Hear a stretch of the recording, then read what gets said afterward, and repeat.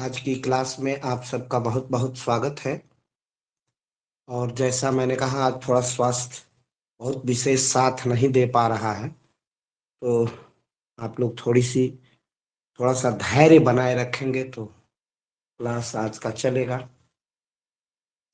तो हम लोगों ने जिस विषय पर वार्ता की है, वह हम लोगों का वार्ता का क्रम कल पूरा हुआ था कि हम लोगों ने मंत्रिमंडल के कितने मंत्रिपरिषद में कितने तरह के मंत्री होते हैं, ये देखने के बाद यह स्पष्ट हो गया कि मंत्रिमंडल ही भारत का प्रशासन है। ये बिल्कुल क्लियर कट मामला हो गया था, मंत्रिमंडल ही भारतीय प्रशासन है। ये बातें हमने स्पष्ट तरह से जान लिया था और मंत्रियों की देख ली थी और ये बता दिया था कि बीच में मंत्रिमंडल होता है और मंत्रिमंडल के निर्णय जब विभिन्न विभागों में जाते हैं, तो विभिन्न विभागों में, मंत्रालयों में, सचिवालयों में जाते हैं, तो उस पूरे समूह को, जहां प्रत्येक मंत्रिमंडल के निर्णय के परिपालन करने के लिए अनेक विभाग मौजूद होते हैं, उपस्थित होते हैं, उसके समूह को हम केंद्रीय सचिवालय के नाम से जानते हैं। इसके साथ एक और महत्वपूर्ण चीज आपको बतानी है, तब इस अध्याय को हम लोग ठीक ढंग से समझ पाएंगे कि भारत में कार्यपालिका को दो भागों में विभक्त किया गया है। भारत की कार्यपालिका दो भागों में विभक्त है। क्लियर? भारत की कार्यपालिका दो भागों में विभक्त है। एक कार्यपालिका अस्थाई कार्यपालिका होती है और दूसरी कार्यपालिका अस्थाई कार्यपालिका होती है।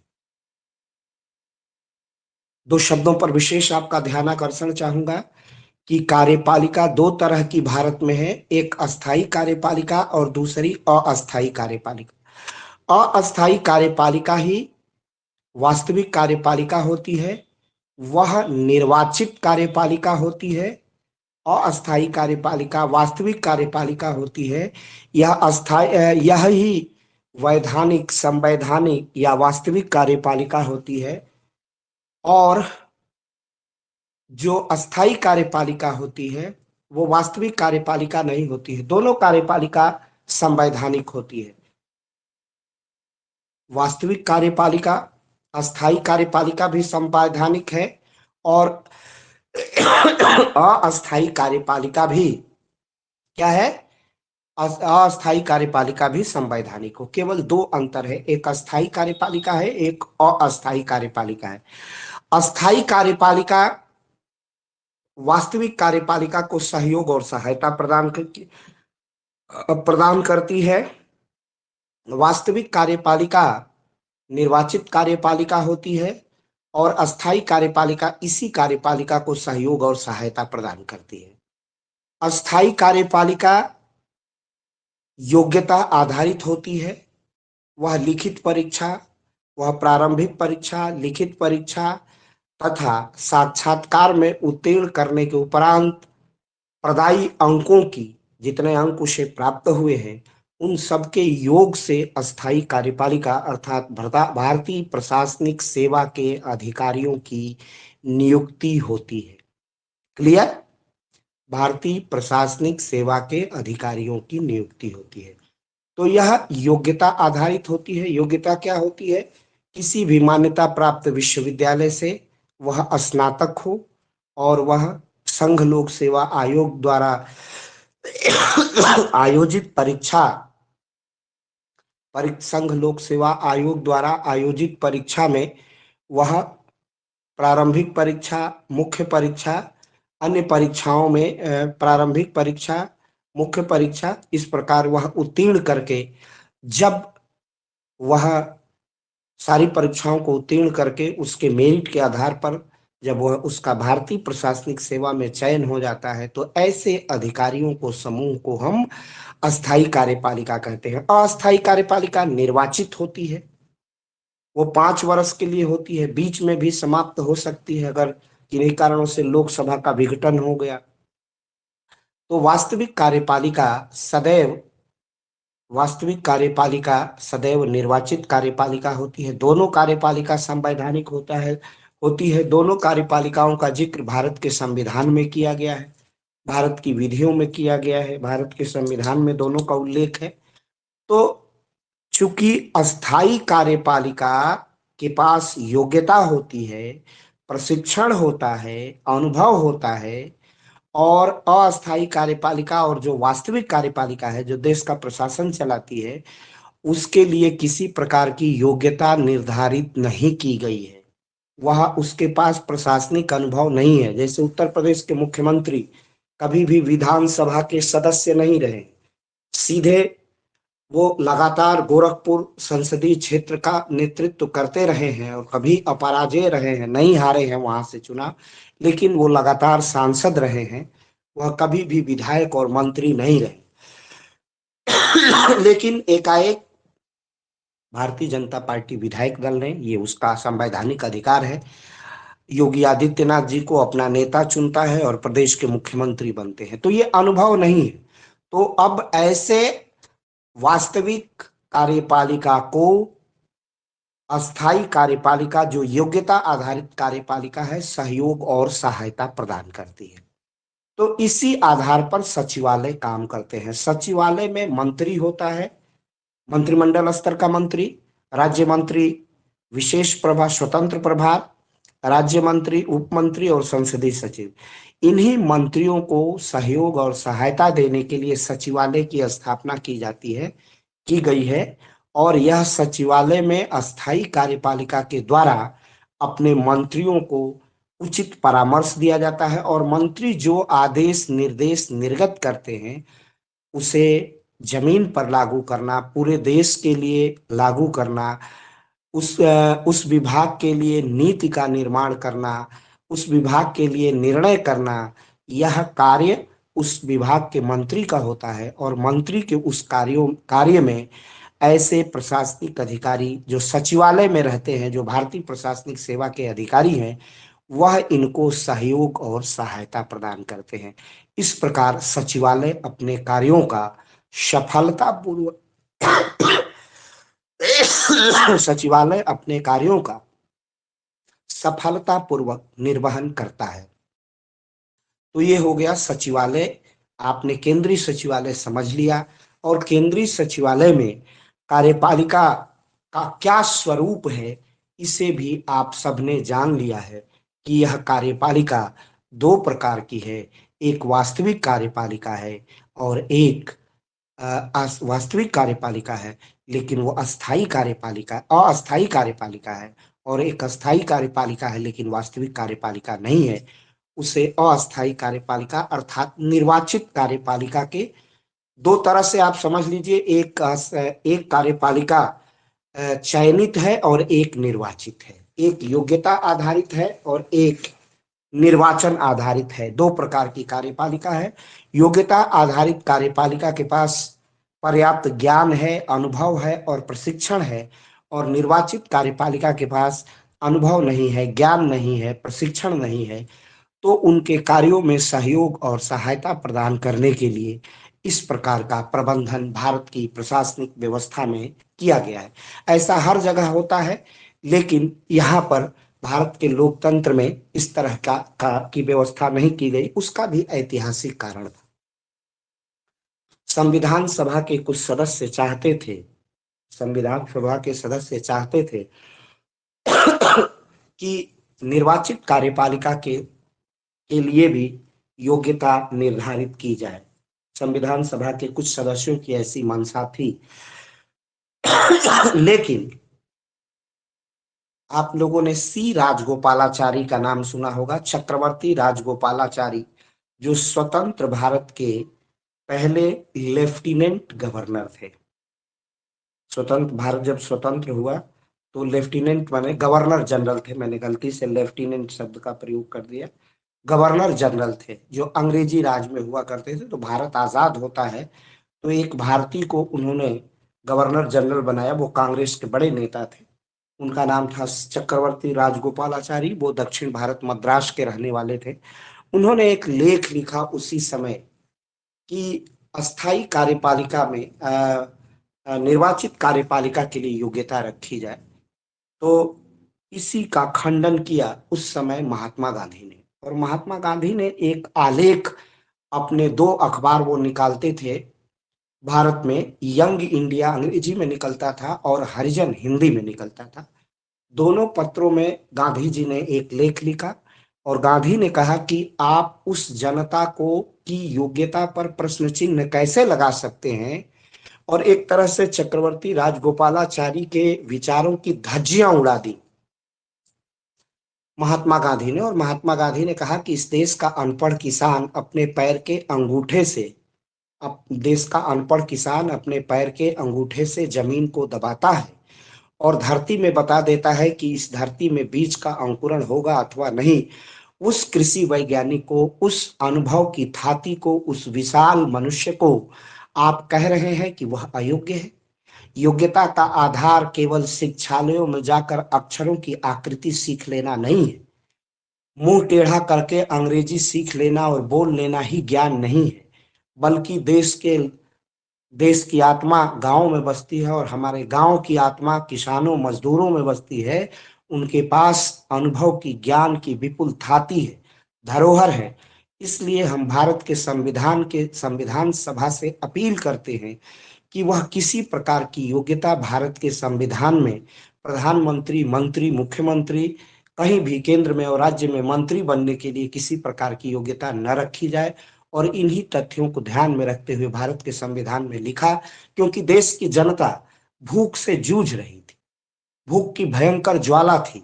भरपेट भोजन जिस देश को नहीं मिलता था, वह देश कैसे जाकर शिक्षालयों में जाकर के शिक्षा ग्रहण करेगा, क्योंकि प्राचीन पद्धति की शिक्षा जो गुरुकुलों में चला करती थी वो समाप्त हो चुकी थी, जहां पर कोई फीस और पैसा नहीं लगता था।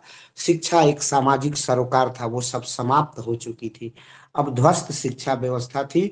इसलिए वर्तमान भारत में किसी प्रकार की शिक्षा, किसी प्रकार की योग्यता निर्वाचित कार्यपालिका के लिए रखना उपयुक्त नहीं होगा। इसीलिए लोकसभा के लिए कहा गया वह भारत का नागरिक हो, पागल दिवालिया न हो, और उसकी आयु 25 वर्ष से कम न हो तो लोकसभा के लिए इसी प्रकार वह भारत का नागरिक हो, पागल दिवालिया न हो, तथा वह 30 वर्ष की आयु कम से कम रखता है तो वह राज्यसभा के लिए निर्वाचित हो सकता है। इसी तरह की योग्यता विधानसभा में 25 वर्ष, भारत की नागरिकता, ये सब बातें अंतः स्थापित की गई भारत के संविधान में।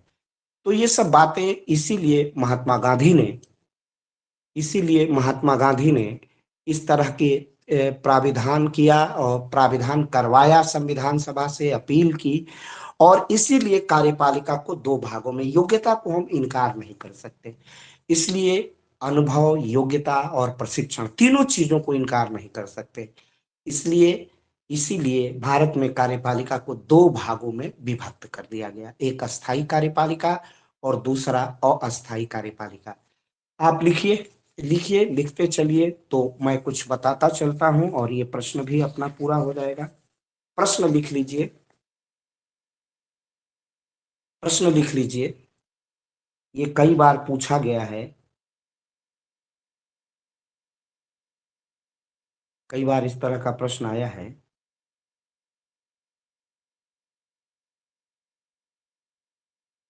केंद्रीय सचिवालय के गठन केंद्रीय सचिवालय के गठन एवं कार्यों का परीक्षण कीजिए। केंद्रीय सचिवालय के गठन एवं कार्यों की समीक्षा कीजिए।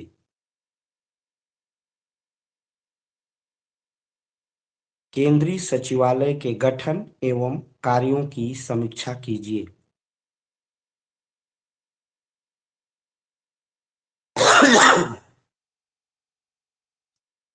केंद्रीय सचिवालय के गठन एवं कार्यों की समीक्षा कीजिए।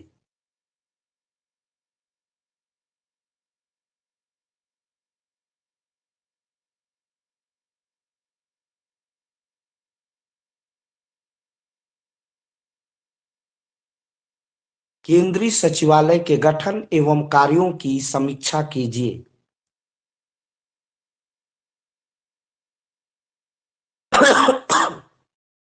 रिव्यू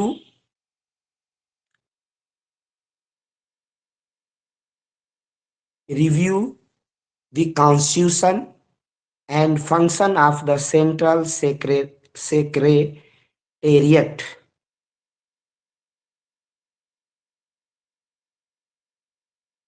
अथवा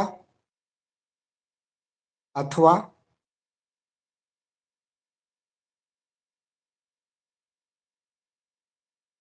केंद्रीय सचिवालय के कार्य प्रणाली की समीक्षा कीजिए। केंद्रीय सचिवालय के कार्य प्रणाली की समीक्षा कीजिए। Review the work of the central secretariat.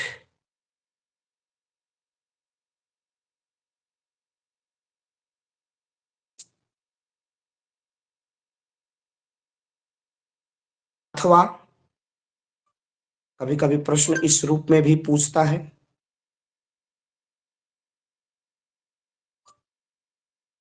कार्य की सचिवालयिक प्रणाली,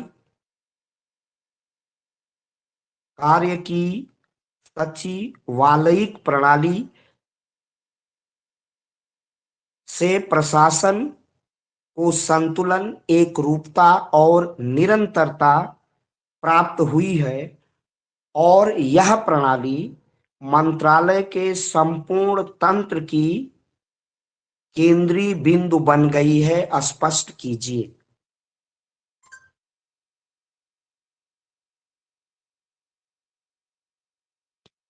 कार्य की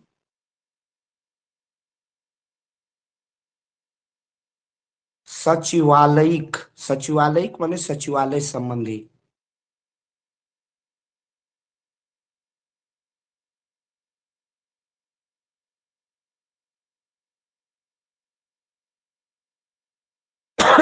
कार्य की सचिवालयिक प्रणाली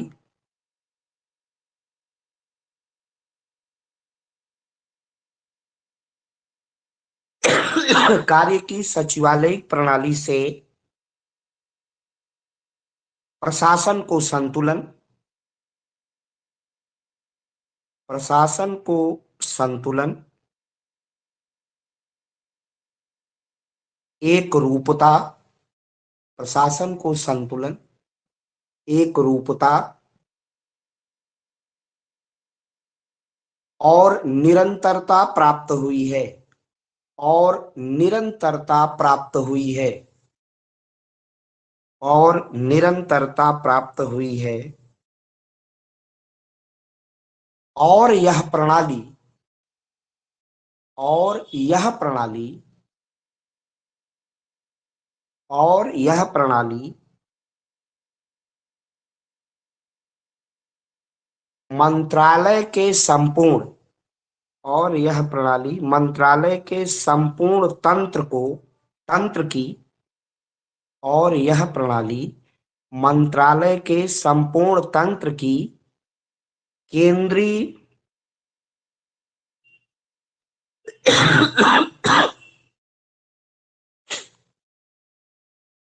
केंद्रीय बिंदु बन गई है।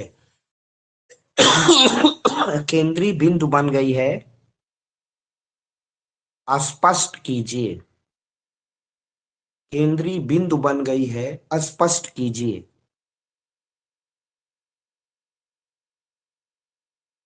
The secretarial system of work, the secretarial system of work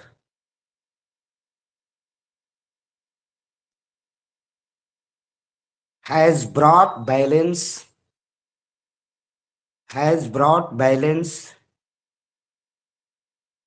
uniformity and continuity. The secretarial system of work has brought balance, uniformity and continuity to the administration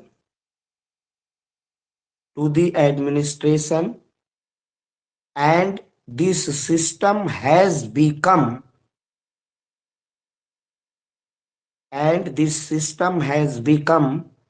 the central point of the entire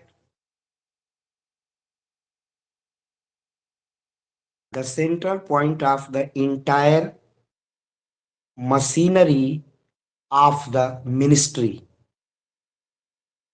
Explain.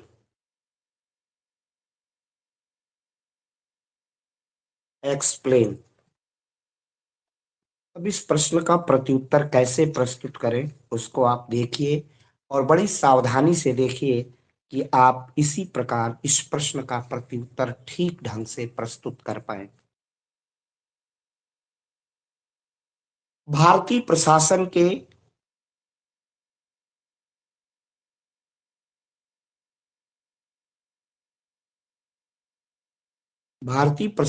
के मंत्रालय अथवा विभाग के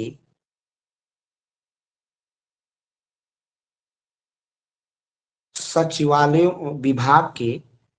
भारतीय प्रशासन के मंत्रालयों या विभाग के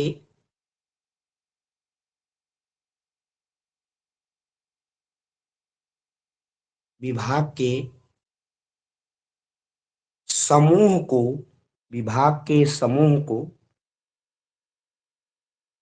केंद्रीय सचिवालय के नाम से जाना जाता है।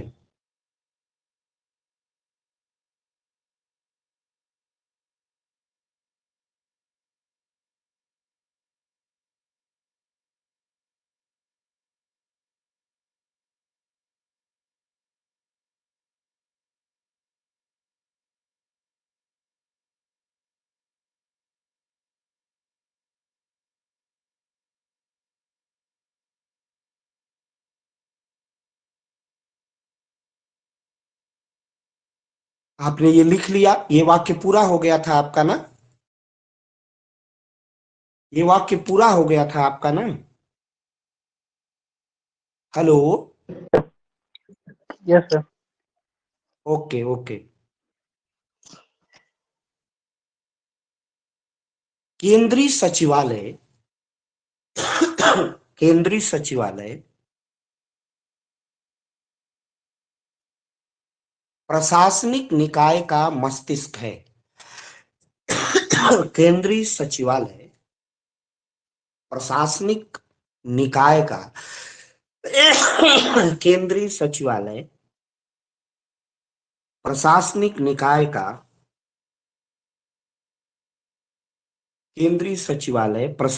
निकाय का मस्तिष्क है।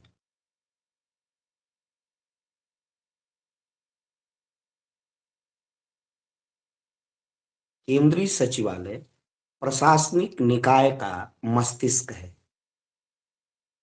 दूसरे शब्दों में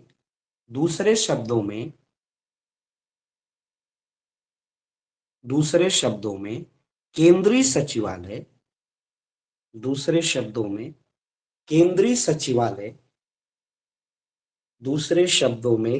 सचिवालय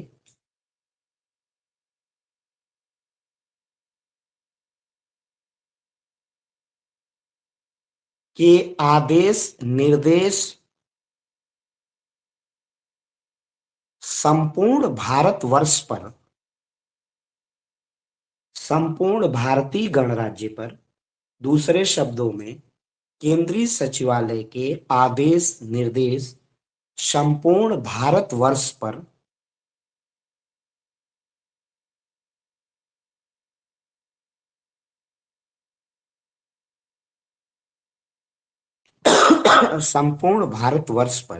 भारतवर्ष में संपूर्ण भारतीय गणराज्य पर लागू होता है।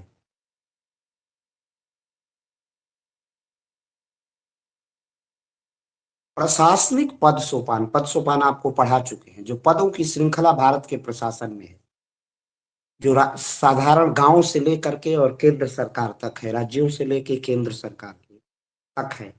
प्रशासनिक पद सोपान में प्रशासनिक पद सोपान में, प्रशासनिक पद सोपान में केंद्रीय सचिवालय, प्रशासनिक पद सोपान में केंद्रीय सचिवालय, प्रशासनिक पद सोपान में केंद्रीय सचिवालय महत्वपूर्ण स्थान पर स्थापित है।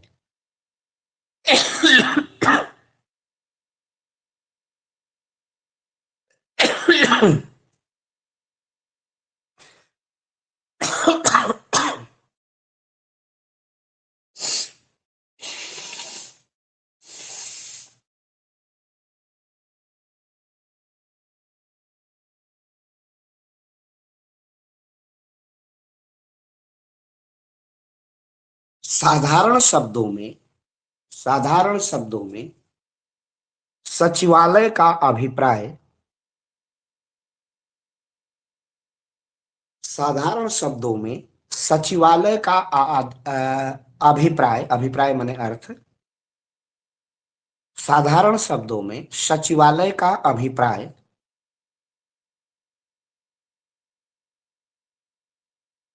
उस कार्यालय से है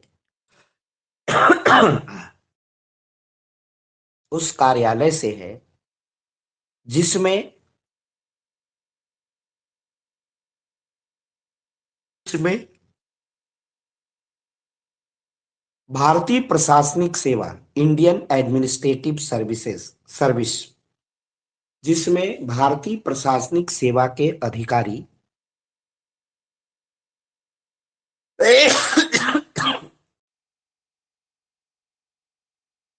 बैठकर,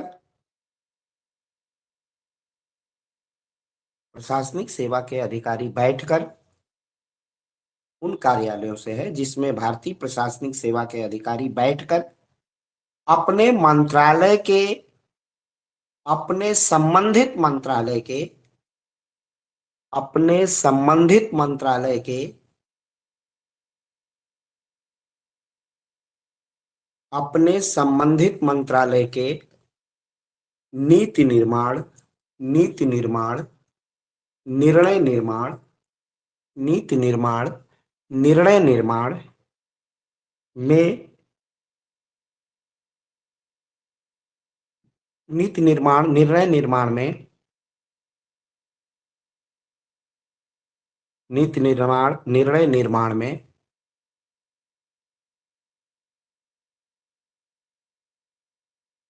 मंत्रिमंडल स्तर के मंत्री, पोस्ट में कैबिनेट मंत्री,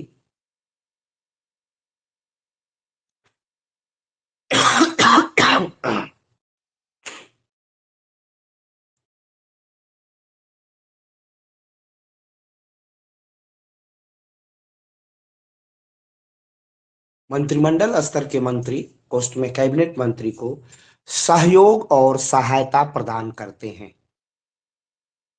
सहयोग और सहायता प्रदान करते हैं।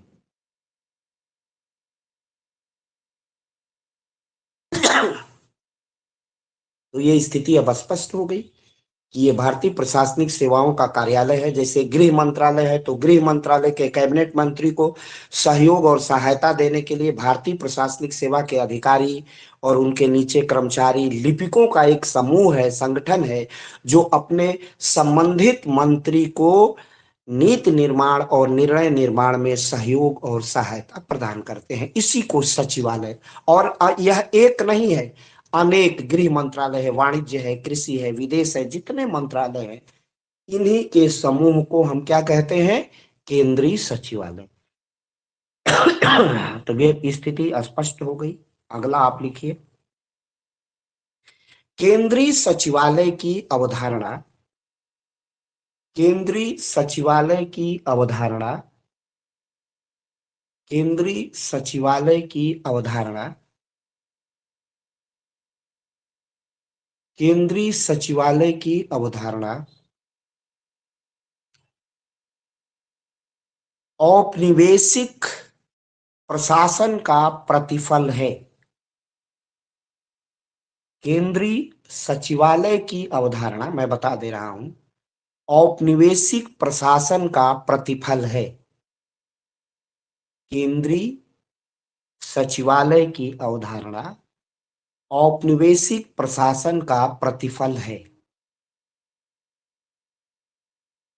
इसका अर्थ हुआ कि जो आज हम केंद्रीय सचिवालय देख रहे हैं, यह औपनिवेशिक माने औपनिवेशिक माने जब हम उपनिवेश थे, किसके? ब्रिटेन के, यूनाइटेड किंगडम के। उपनिवेश कहा जाता है कि जब एक राज्य दूसरे राज्य पर आधिपत्य करता है, जैसे ब्रिटेन बहुत दूर बैठ करके हमारे ऊपर आधिपत्य किया था, और जिससे राज्य की स्थलीय सीमा स्पर्श न करती हो, टेरिटरी का जो ग्राउंड है वह स्थल का नहीं होगा। 7 समुद्र पार आकर के, समुद्रों को पार, कई समुद्रों को पार करके आकर के वह हमसे, हमारे ऊपर शासन करता था। तो इस प्रशासनिक प्रणाली को या इस प्रकार के आधिपत्य को तकनीकी शब्दावली में औपनिवेशिक शासन कहते हैं, कोलोनियल स्टेट कहते हैं, कोलोनियल एडमिनिस्ट्रेशन कहते हैं। वह बात समझ में आ गई? औपनिवेशिक शासन का यह प्रतिफल है। अर्थात जो हम पर शासन कर रहा था, जो हमें गुलाम बनाए हुए थे, यूनाइटेड किंगडम या ब्रिटेन, उन्होंने ही केंद्रीय सचिवालय की अवधारणा, अवधारणा माने विचार को या संकल्पना को, उसी को विचार कहते हैं, संकल्पना या अवधारणा को, यह उसी का प्रतिफल है, उसी का परिणाम है। यह औपनिवेशिक शासन का परिणाम है। क्लियर? अब ये नहीं कि उपनिवेश अब फिर बाद में समझ में ना आए। क्लियर? वह देश जब दूसरे देश पर शासन करता है, उससे स्थलीय सीमा जुड़ी नहीं होती है, बीच में व्यापक समुद्र होता है, तो इस प्रकार की प्रशासनिक संरचना को कॉलोनियल एडमिनिस्ट्रेशन या औपनिवेशिक शासन कहा जाता है। ठीक? तो यह औपनिवेशिक शासन का प्रतिफल है। 1833 के चार्टर एक्ट से, 1833 के चार्टर अधिनियम या एक्ट से, 1933 के चार्टर अधिनियम से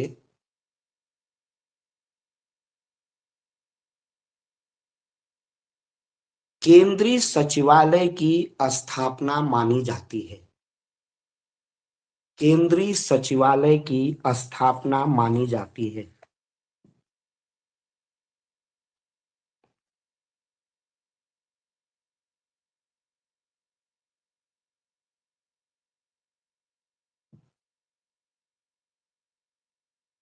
पैराग्राफ चेंज करके, पैराग्राफ चेंज करके, भारत की जन संप्रभुता के प्राप्ति के उपरांत, यानी देश की स्वतंत्रता की, जब हम जन संप्रभु हो गए, हम गुलाम नहीं रहे, भारत की जन संप्रभुता की प्राप्ति के उपरांत, भारतीय स्वतंत्रता, भारतीय जन संप्रभुता की प्राप्ति के उपरांत, भारतीय जन संप्रभुता की प्राप्ति के उपरांत स्वतंत्र भारत की सरकार ने, स्वतंत्र भारत की सरकार ने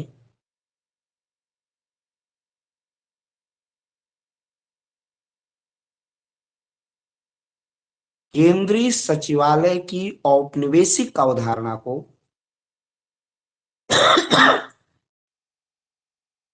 केंद्रीय प्रशासन की औपनिवेशिक अवधारणा को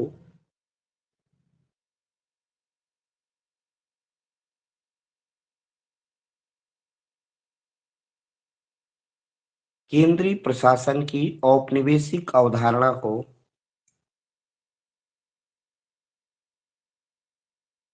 केंद्रीय प्रशासन की औपनिवेशिक अवधारणा को स्वीकार कर लिया, औपनिवेशिक अवधारणा को स्वीकार कर लिया।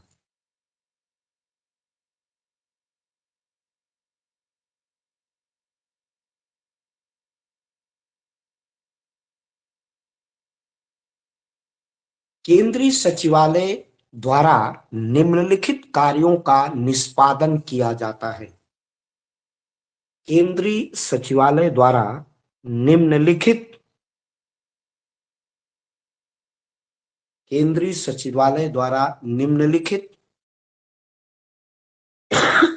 कार्यों का निष्पादन किया जाता है।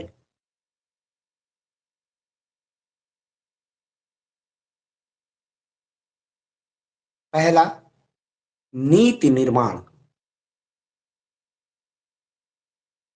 नीति निर्माण।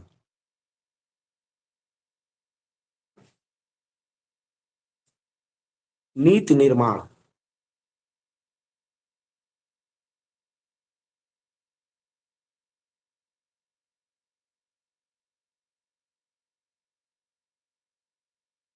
नीति निर्माण एक महत्वपूर्ण प्रशासनिक प्रक्रिया है। नीति निर्माण एक महत्वपूर्ण प्रशासनिक प्रक्रिया है। नीति निर्माण एक महत्वपूर्ण प्रशासनिक प्रक्रिया है।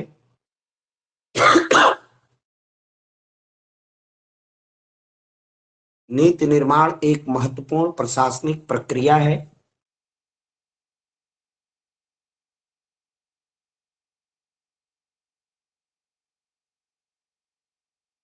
इसमें सचिवालय के महत्वपूर्ण प्रशासनिक क्रिया है। सचिवालय के प्रशासनिक अधिकारी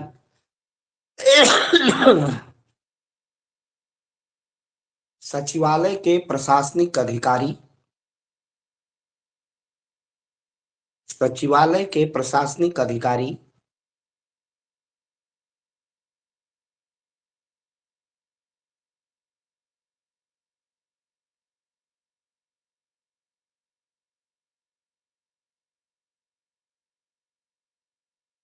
मंत्रियों को प्रशासनिक सहयोग और सहायता प्रदान करते हैं। मंत्रियों को प्रशासनिक सहयोग और सहायता प्रदान करते हैं।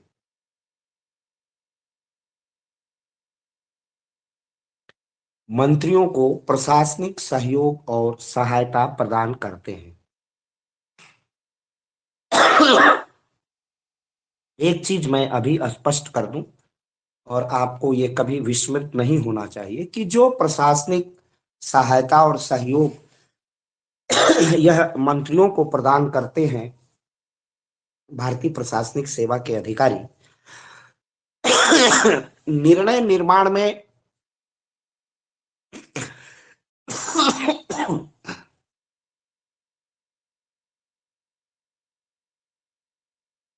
निर्णय निर्माण में यह पूर्णतः कैबिनेट मिनिस्टर को सहायता प्रदान करते हैं, मंत्रिमंडल स्तर के मंत्री को सहायता प्रदान करते हैं। परंतु अगर कोई राज्य मंत्री है और उसे भी अपने प्रशासनिक कृत्य संचालित करने हैं, लागू करना है, वहां भी यह प्रशासनिक अधिकारी उसको सहयोग और सहायता देते हैं। निर्णय जब करना है तो कैबिनेट मिनिस्टर ही करेगा, क्योंकि वही प्रशासन मंत्रिमंडल में भाग लेता है और वही निर्णायक होता है। लेकिन अन्य मंत्रियों को भी, जो राज्य मंत्री हैं, उनको भी सहयोग और सहायता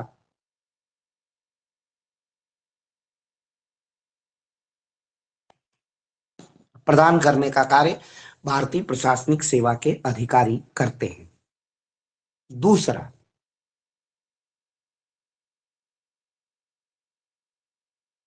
व्यवस्थापकीय कार्य में सहयोग। व्यवस्थापकीय कार्य में, लिख लीजिए, मैं समझा रहा हूं। व्यवस्थापकीय कार्य में सहयोग।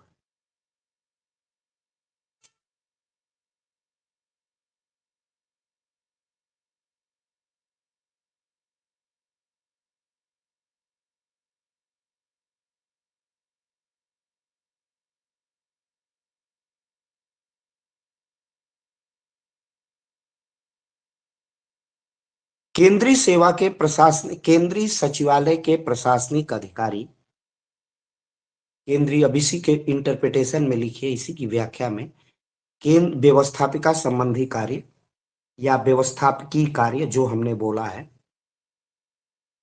केंद्रीय सचिवालय के प्रशासनिक अधिकारी, केंद्रीय सचिवालय के प्रशासनिक अधिकारी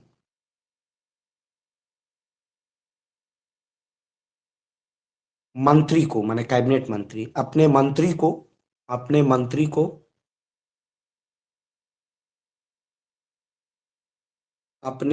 को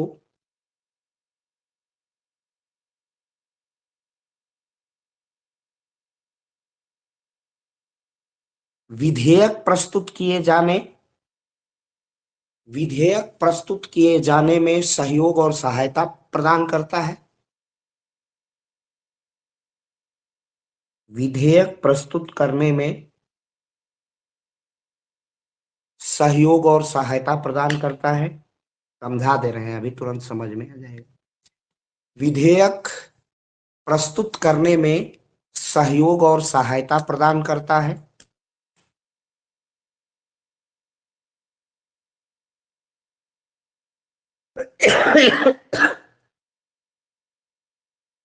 तथा साथ ही व्यवस्थापिका माने संसद, उच्च सदन निम्न सदन, तथा साथ ही व्यवस्थापिका के दोनों सदनों में, तथा साथ ही व्यवस्थापिका के दोनों सदनों में, उच्च सदन राज्यसभा, व्यवस्थापिका के दोनों सदनों में, कामा उच्च सदन राज्यसभा, उच्च सदन राज्यसभा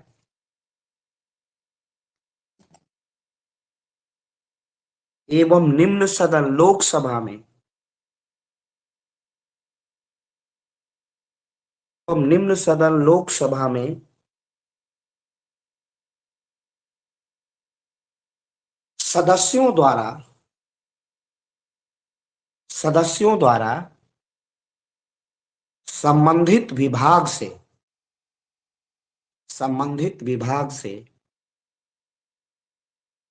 सदस्यों द्वारा संबंधित विभाग से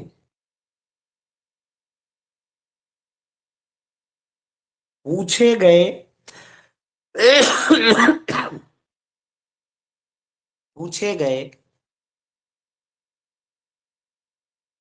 प्रश्नों के प्रत्युत्तर देने में भी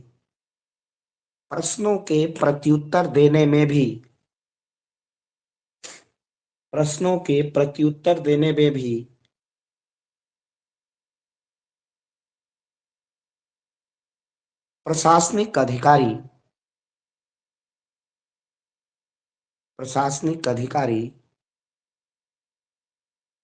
सहयोग और सहायता प्रदान करते हैं।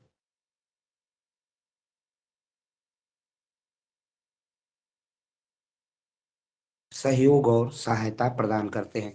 तो जैसे गृह मंत्रालय को कोई विधेयक प्रस्तुत करना है, शिक्षा मंत्रालय को नई शिक्षा नीति का ड्राफ्ट प्रस्तुत करना है, सदन में उसे विधेयक के रूप में प्रस्तुत करना है, एक नई विधि बनानी है, परिवहन मंत्रालय की, रेल मंत्रालय की, जिस भी मंत्रालय का एक नई विधि बननी है, तो उस विधि का जो प्रपोजल होगा, उस विधि का प्रपोजल सदन में किसके द्वारा रखा जाएगा?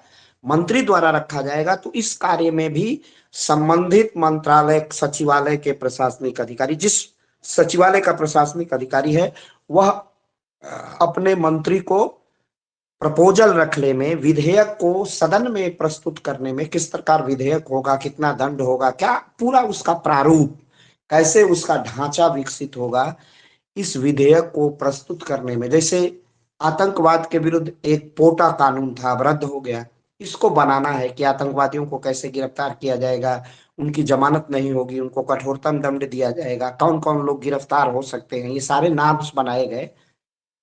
तो इसमें इस विधेयक को बनाने में पूरी तरह सहयोग और सहायता सचिवालय ही करता है, और सचिवालय में बैठे भारतीय प्रशासनिक सेवा के अधिकारी ही पूरा ड्राफ्ट तैयार करते हैं। यद्यपि जो काबिल मंत्री होते हैं उनकी ज्यादा चलती है, वो ज्यादा जनता को सावधानी सतर्कता से सारे विचारों को दृष्टिपथ में रखते हुए ऐसे विधेयक को तैयार करते हैं जिससे जनता को किसी प्रकार की परेशानी न हो। जैसे एक बहुत ज्वलंत उदाहरण है, भारत सरकार के कृषि मंत्रालय ने एक ड्राफ्ट प्रस्तुत किया, नई कृषि सुधारों का कानून था, उसमें बहुत अच्छी बातें थी। मेरी व्यक्तिगत धारणा है, मैंने खूब पढ़ा है ड्राफ्ट को, वो केवल और केवल बटाईदार किसान और बहुत छोटे किसान, मैंने 2 बीघे 4 बीघे की किसान के पक्ष में था, बिचौलिया समाप्त था, किसान उत्पादक भी था और किसान विक्रेता भी था। ये अद्भुत कानून पहली बार आया था, लेकिन ड्राफ्ट तो बन गया, लेकिन इस ड्राफ्ट का इम्प्लीमेंटेशन,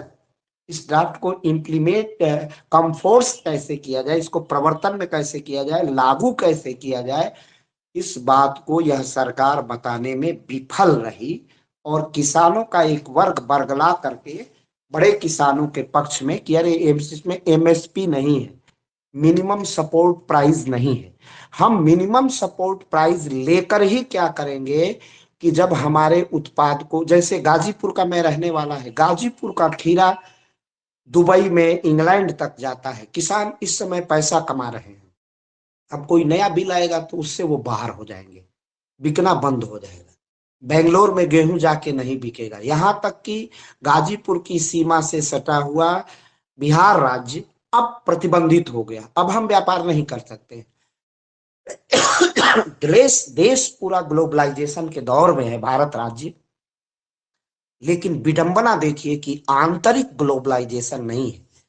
यूपी के लोग बिहार, बिहार के लोग यूपी में सामान का विक्रय किसान कम से कम नहीं कर सकता है।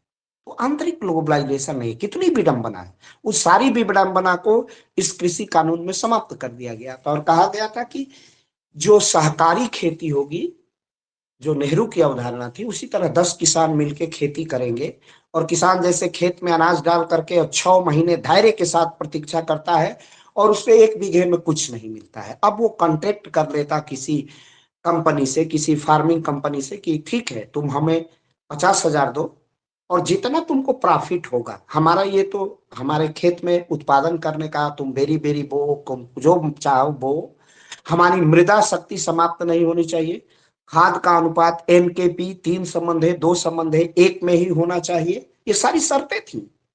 और हमारी मृदा शक्ति पीएच वैल्यू कम नहीं होगी।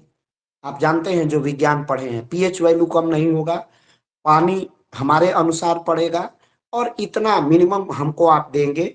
1 बरस का लीज होगा और उसके बाद जितना दाम पर बिकेगा उसका 60% किसान को मिलेगा। चाहे आप जाके दुबई बेचो, हांगकांग बेचो, ऑस्ट्रेलिया बेचो, चाहे मेरे उत्पाद का अचार बना के बेचो, तो जो अचार बनाओगे उसमें भी हमको मिलेगा 60%। तो इस तरह का प्रबंधन, उसमें बटाईदार किसान, बड़े किसानों के खेत पर 2 बीघे, 4 बीघे, 6 बीघे लेकर के जो परवल की खेती करने वाले किसान थे, जो साधारण गरीब लोग थे, उनको भी उसी तरह का प्रॉफिट होता। जी तोड़ कमर तोड़ मेहनत नहीं करनी पड़ती। गांव के लोगों को गांव में रोजगार मिलता, जब कंपनियां आती तो गांव में रोजगार मिलता, जैसे ब्रिटेन में है। ब्रिटेन में तो खैर कृषि नहीं, अमेरिका में है, जिस तरह ब्राजील में है, तो मिलती, लेकिन उन सबसे हम लोग वंचित हो गए बड़े किसान दलालों के चक्कर में। तो ये ड्राफ्ट जो बनाया गया था ना, ये ड्राफ्ट, यही प्रशासनिक अधिकारी उसका विधेयक बनाते हैं, जिस विधेयक को अभी भारत सरकार ने वापस कर लिया है। तो इस विधेयक को बनाने का काम में सहयोग और सहायता ऐसे ही प्रशासनिक अधिकारी करते हैं। दूसरा, दोनों सदनों में जो प्रश्न पूछे जाते हैं, जैसे राज्यसभा में, लोकसभा में जब सदन चलेगा तो एक दिन में 30 तारांकित प्रश्न पूछे जा सकते हैं। पहले से ये प्रश्न विभाग को दे दिए जाते हैं, मंत्री उसका जवाब देता है। संसद के सदस्य, लोकसभा, राज्यसभा 1 महीने पहले उस पर स्टार बना के आता है आईएएस में प्रश्न भी कि एक दिन में कितने प्रश्न पूछे जा सकते हैं। 30 प्रश्न पूछे जा सकते हैं। आप सबको ये किताबें धीरे धीरे पढ़ लेनी चाहिए। हमारी संसद, ये किताब है सुभाष कश्यप की, अवर पार्लियामेंट अंग्रेजी में, मेरी संसद हिंदी में, इस सबको पढ़ लीजिए, सब जीएस बन जाएगा। तो 30 प्रश्नों का प्रत्युत्तर जो देना होता है, उस प्रश्न के प्रत्युत्तर में भी सहयोग और सहायता यही प्रशासनिक सेवा के अधिकारी देते।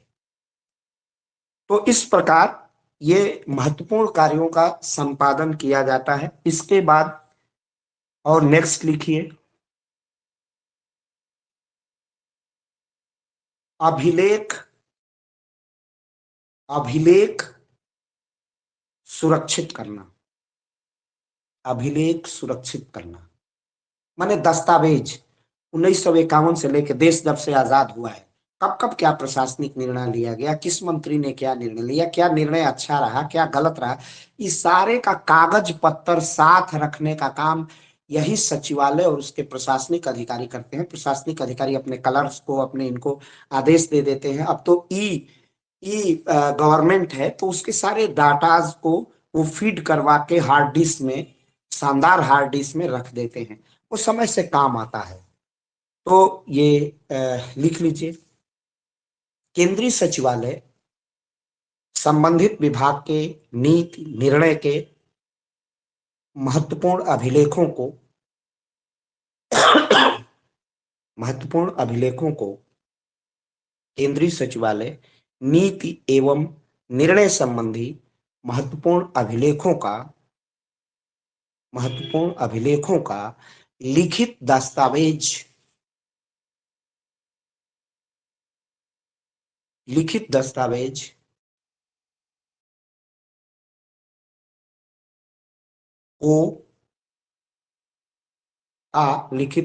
का भंडारण करता है, मैंने उसको एकत्रित करके रखता है, अर्थात एकत्रित करके रखता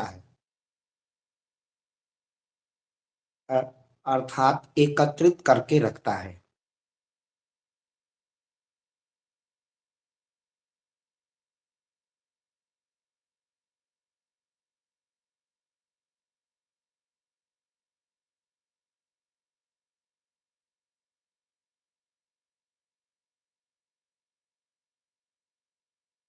यह दस्तावेज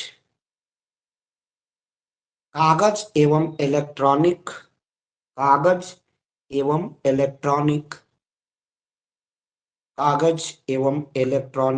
दोनों रूप में होता है।